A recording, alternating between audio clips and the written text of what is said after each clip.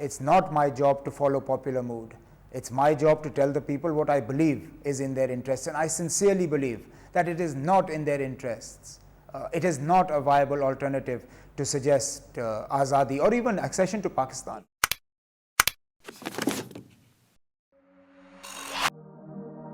Articulate, modern, and forward-thinking, Omar Abdullah makes for the quintessential Gen X Neta. Here's a look at his journey from Ducati-riding bike enthusiast to third-generation chief minister through a series of rare interviews. One of the reasons why I'm now as grey as I am is because it's a disadvantage to hide it in this country. I'm actually wondering how Akhilesh has stayed as dark as he has all these months, and I'm wondering when the first grey hairs are going to show through. Omar Abdullah was born on 10th March 1970 in the UK to a Kashmiri father and a British mother. He moved to Srinagar at the age of 5 when his grandfather Sheikh Abdullah, known as the Lion of Kashmir, was made chief minister. After Sheikh Abdullah died, Omar's father Dr. Farooq Abdullah took over as chief minister. For most of his childhood, Omar was viewed as political royalty, but for his family, he was just a boy who loved the open road. I think I was 15 when my mom decided that I was old enough to learn how to drive, and she had a Premier Padmini, Fiat, and that's where I started from. The bike came thanks to Dad. He has a bit of a bike craze, and he was the one who brought me my first motorcycle, which was a Hero Honda in the good old days. And they weren't the coolest bikes to have, but as a youngster, having a two-wheeler was a dream come true. He earned his BCom at the Sydenham College in Mumbai. In 1993, he began working as a marketing executive at the Oberoi and later ITC.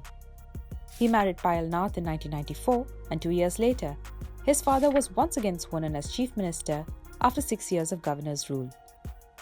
In 1998, Omar resigned from his job to join politics and won his first Lok Sabha seat at the age of 29. He was re-elected in 1999 and was made MOS Commerce and Industry in the Vajpayee government, making him the youngest union minister at the time. 2 years later, he was made MOS External Affairs. Omar continued his rapid political ascent, succeeding his father as president of the National Conference at age 31. But then came the sudden fall. After he quit as union minister to focus on the 2002 assembly polls, he was defeated from Gandarbal, a family stronghold that the Abdullah clan had never lost before. Although the NC was the single largest party, they accepted his loss as a moral defeat, and the PDP-Congress alliance formed the government. A few months later, Omar ended all ties with the NDA, citing the 2002 Gujarat riots. मैं उन लोगों की तरह नहीं हूं ना जो अपने आंखों के सामने हजारों लोगों की मौत होते हुए देखे और आज तक माफी ना मांगे. Omar focused on recapturing the Kashmiri vote, speaking out against human rights violation in the state and promising to repeal AFSPA. If normalcy for you means that you don't have lakhs of people protesting on the streets, then yes, Kashmir is normal. But if normalcy for you means that the anger or the resentment has been done away with, people are back and participating in the political process, then perhaps no, we're nowhere near normal. He was re-elected to the Lok Sabha in 2004 from the Srinagar seat. In 2006, he courted controversy when he met the then Pakistan President Pervez Musharraf in Islamabad. This was the first official meeting between a mainstream Jammu and Kashmir politician and the Pakistan government. If India and Pakistan are willing to discuss a solution other than autonomy for Jammu and Kashmir, who's to stop them? But at the same time, I said that I did not believe that independence for Kashmir was a feasible or a viable option, and I stand by that. That independence is not a feasible option. It isn't. I believe that you can give Kashmir independence, but you cannot give Kashmir freedom. Under the circumstances that prevail within the subcontinent, India, Pakistan and China, even if India and Pakistan were somehow to decide to give the state independence, it would never be really free. But as Kashmir continued to be plagued by instability, Omar blamed the centre for failing to reach a solution. We couldn't separate General Musharraf from the man who was instrumental in Kargil, and that, I think, has clouded our judgment severely. Musharraf was a single window system, so to speak, that we had to deal with in Pakistan. That window has gone. And India funked it. We funked it. All of us. We all played a part in that. In 2008, the Abdullah Scion made other parliamentarians sit up and take note when he gave this rousing speech in support of the Indo-US nuclear deal. I am a Muslim and I am an Indian. And I see no distinction between the two. Sir, the enemies of Indian Muslims are not the Americans. The enemies of the Indian Muslims are not deals like this. The enemies of Indian Muslims are the same enemies that all the poor people of India face. Poverty, hunger, unemployment, lack of development, and the absence of a voice. The implication that he was that voice carried through in the campaign for the 2008 assembly elections. These elections will be fought under my leadership. It is my signature that goes out on the mandate forms, and therefore the credit for any victory will be shared by all. But the blame for any unfortunate results will be only mine. Kashmiris braved terror threats, boycott calls, and protests to vote the NC to power in 2008. The National Conference is in a position to form a government. Your father will be the chief minister. But given that he deliberately and consciously stepped aside from state politics in 2002 and you've taken over as national president of the party, why will he be chief minister?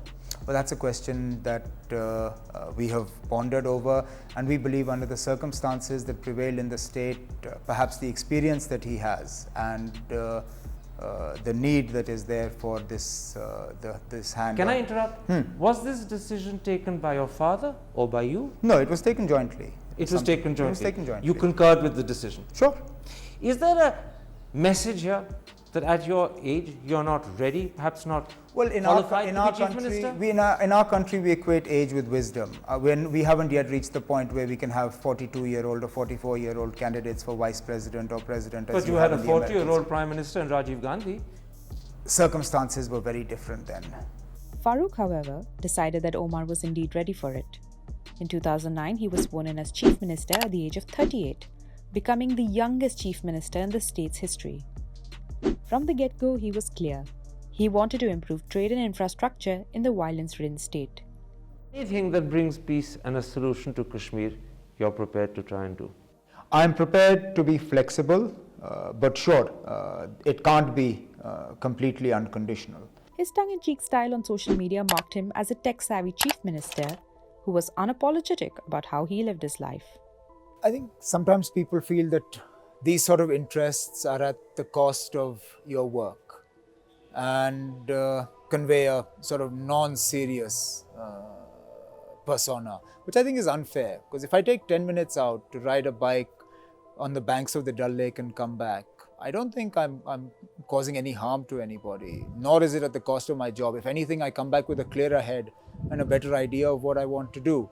But there is this sort of perception that has built up that if you're a biker or if you do things like this, then that you're not serious and that somehow you need to be a little bit more serious. Also, the typical image you have of a politician is somebody who's a little older than me in age, and somehow bikes and that age group, at least in this country, haven't quite gelled as yet. He was also one who had no time for political correctness. I'm not a diplomat, so I'm sorry.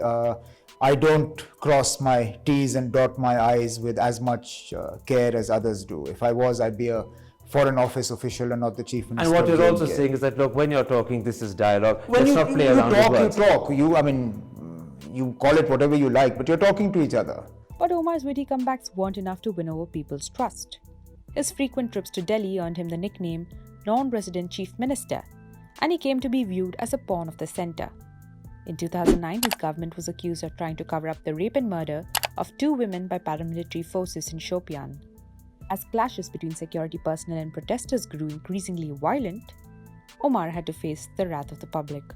3 people died today, including a 9-year-old boy, as police and paramilitary clashed with protesters who have been protesting for the last weeks against alleged killings by security forces. The J&K government itself hit out at the CRPF today, giving the unfortunate impression that there could be a dangerous drift in Kashmir. Is the Omar Abdullah government losing control? At the time, there was turmoil in his personal life as well. In 2011, he divorced his wife of 17 years and was subjected to intense media scrutiny over it. That same year, questions were raised over the alleged custodial death of an NC worker.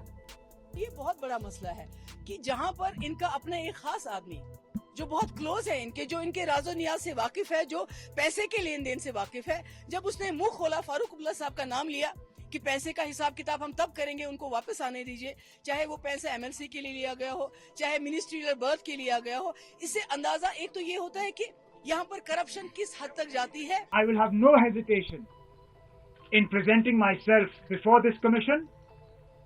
I will answer whatever questions are posed to me and all the lies that I have been bombarded with. Things seemed to go downhill from there. In 2013, he broke down in the Jammu and Kashmir Assembly after being cornered by opposition over a youth's death during a protest.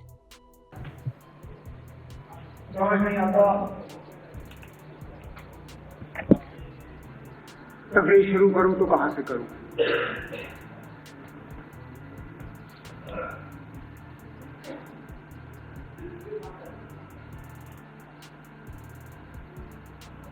बड़ी तैयारी करके आया था।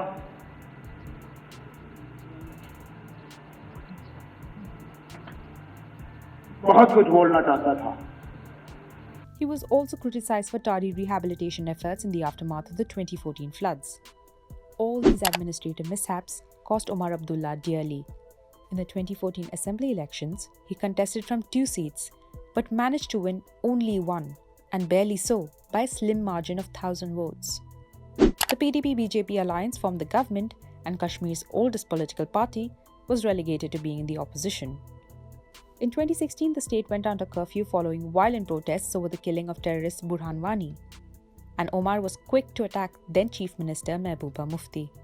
The BJP and the PDP always claimed that their coming together was tantamount to the North Pole and the South Pole coming together. Now, those of us who have even a limited understanding of physics and geography know that, God forbid, if the North Pole and the South Pole of this earth ever came together, it would be the end of civilization and existence as we know it. So clearly, this alliance, for whatever whatever may have been the reasons for coming together, the end result hasn't been good for the state. As the situation worsened in Kashmir, Omar also had to firefight comments like this from his father. उसको tourism से मतलब नहीं, वो भूखे मरेगा, मगर वो वतन के लिए वो पत्थर मार रहा है, ये समझने की जरूरत है।